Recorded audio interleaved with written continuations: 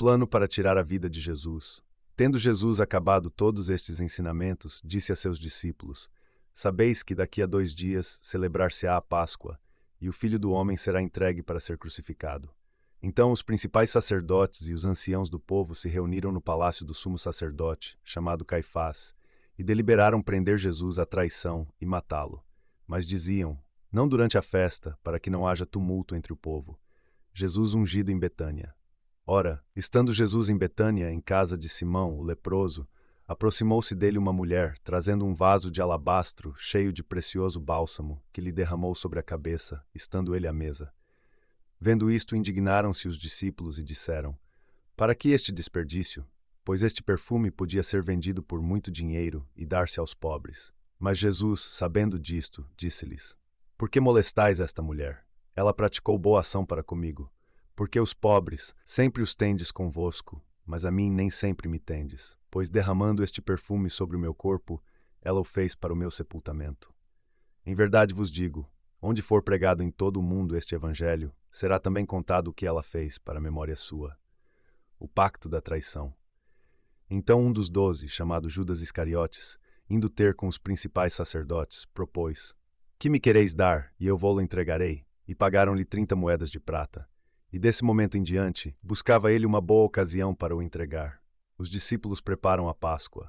No primeiro dia da festa dos pães asmos, vieram os discípulos a Jesus e lhe perguntaram: Onde queres que te façamos os preparativos para comeres a Páscoa? E ele lhes respondeu: Ide à cidade ter com certo homem, e dizei-lhe: O mestre manda dizer: O meu tempo está próximo. Em tua casa celebrarei a Páscoa com os meus discípulos. E eles fizeram como Jesus lhes ordenara e prepararam a Páscoa. O traidor é indicado. Chegada a tarde, pôs-se ele à mesa com os 12 discípulos. E enquanto comiam, declarou Jesus: Em verdade vos digo que um dentre vós me trairá. E eles, muitíssimo contristados, começaram um por um a perguntar-lhe: Porventura sou eu, Senhor? E ele respondeu: O que mete comigo a mão no prato, esse me trairá. O Filho do Homem vai, como está escrito a seu respeito, mas ai daquele, por intermédio de quem o Filho do Homem está sendo traído. Melhor lhe fora não haver nascido. Então Judas, que o traía, perguntou: Acaso sou eu, mestre? Respondeu-lhe Jesus: Tu disseste. A ceia do Senhor. Enquanto comiam, tomou Jesus um pão e, abençoando-o, o partiu e o deu aos discípulos, dizendo: Tomai e comei, isto é o meu corpo. A seguir, tomou um cálice e, tendo dado graças, o deu aos discípulos, dizendo: Bebei dele todos, porque isto é o meu sangue, o sangue da nova aliança, derramado em favor de muitos para a remissão de pecados. E digo-vos que desta hora em diante não beberei deste fruto da videira, até aquele dia em que o hei de beber, novo, convosco no reino de meu Pai. E tendo cantado um hino, saíram para o Monte das Oliveiras. Pedro é avisado. Então Jesus lhes disse: Esta noite todos vós vos escandalizareis comigo, porque está escrito: Ferirei o pastor, e as ovelhas do rebanho ficarão dispersas. Mas depois da minha ressurreição, irei adiante de vós para a Galiléia. Disse-lhe Pedro: Ainda que venhas a ser um tropeço para todos, nunca o serás para mim. Replicou-lhe Jesus: Em verdade te digo que nesta mesma noite, antes que o galo cante, tu me negarás 3 vezes. Disse-lhe Pedro: Ainda que me seja necessário morrer contigo, de nenhum modo te negarei. E todos os discípulos disseram o mesmo. Jesus no Getsemane. Em seguida foi Jesus com eles a um lugar chamado Getsemane e disse a seus discípulos: Assentai-vos aqui, enquanto eu vou ali orar. E, levando consigo a Pedro e aos 2 filhos de Zebedeu, começou a entristecer-se e a angustiar-se. Então lhes disse: A minha alma está profundamente triste até a morte. Ficai aqui e vigiai comigo. Adiantando-se um pouco, prostrou-se sobre o seu rosto, orando e dizendo: Meu Pai, se possível, passe de mim este cálice. Todavia, não seja como eu quero, e sim como tu queres.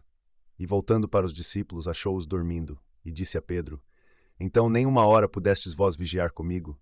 Vigiai e orai, para que não entreis em tentação. O espírito, na verdade, está pronto, mas a carne é fraca.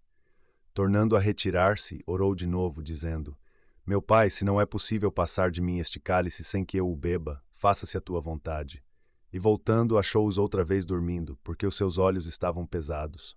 Deixando-os novamente, foi orar pela 3ª vez, repetindo as mesmas palavras. Então voltou para os discípulos e lhes disse: Ainda dormis e repousais. Eis que é chegada a hora, e o Filho do Homem está sendo entregue nas mãos de pecadores. Levantai-vos, vamos. Eis que o traidor se aproxima. Jesus é preso. Falava ele ainda, e eis que chegou Judas, um dos 12, e com ele grande turba com espadas e porretes, vinda da parte dos principais sacerdotes e dos anciãos do povo. Ora, o traidor lhes tinha dado este sinal: aquele a quem eu beijar é esse, prendei-o. E logo aproximando-se de Jesus lhe disse: Salve, mestre, e o beijou. Jesus, porém, lhe disse: Amigo, para que vieste? Nisto, aproximando-se eles, deitaram as mãos em Jesus e o prenderam. E eis que um dos que estavam com Jesus, estendendo a mão, sacou da espada e, golpeando o servo do sumo sacerdote, cortou-lhe a orelha. Então Jesus lhe disse: Embainha a tua espada, pois todos os que lançam mão da espada à espada perecerão. Acaso pensas que não posso rogar a meu Pai, e ele me mandaria neste momento mais de 12 legiões de anjos? Como, pois, se cumpririam as Escrituras, segundo as quais assim deve suceder? Naquele momento, disse Jesus às multidões: Saístes com espadas e porretes para prender-me como a um salteador? Todos os dias no templo eu me assentava convosco ensinando, e não me prendestes. Tudo isto, porém, aconteceu para que se cumprissem as Escrituras dos profetas. Então os discípulos todos, deixando-o, fugiram. Jesus perante o sinédrio.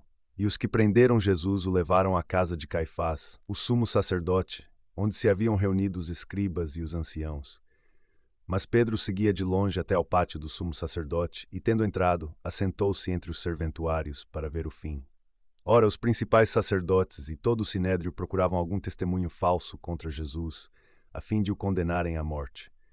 E não acharam, apesar de se terem apresentado muitas testemunhas falsas. Mas afinal compareceram duas, afirmando: Este disse: Posso destruir o santuário de Deus e reedificá-lo em 3 dias. E levantando-se o sumo sacerdote, perguntou a Jesus: Nada respondes ao que estes depõem contra ti? Jesus, porém, guardou silêncio. E o sumo sacerdote lhe disse: Eu te conjuro pelo Deus vivo que nos digas se tu és o Cristo, o Filho de Deus.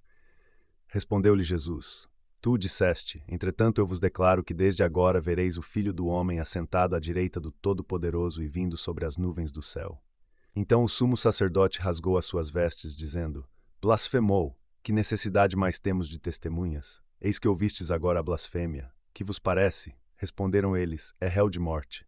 Então uns cuspiram-lhe no rosto e lhe davam murros, e outros o esbofeteavam, dizendo: Profetiza-nos, ó Cristo, quem é que te bateu? Pedro nega a Jesus. Ora estava Pedro assentado fora no pátio, e aproximando-se uma criada lhe disse: Também tu estavas com Jesus o Galileu? Ele, porém, o negou diante de todos, dizendo: Não sei o que dizes.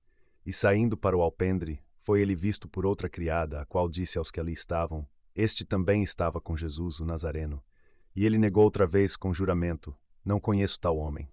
Logo depois, aproximando-se os que ali estavam, disseram a Pedro: Verdadeiramente és também um deles, porque o teu modo de falar o denuncia.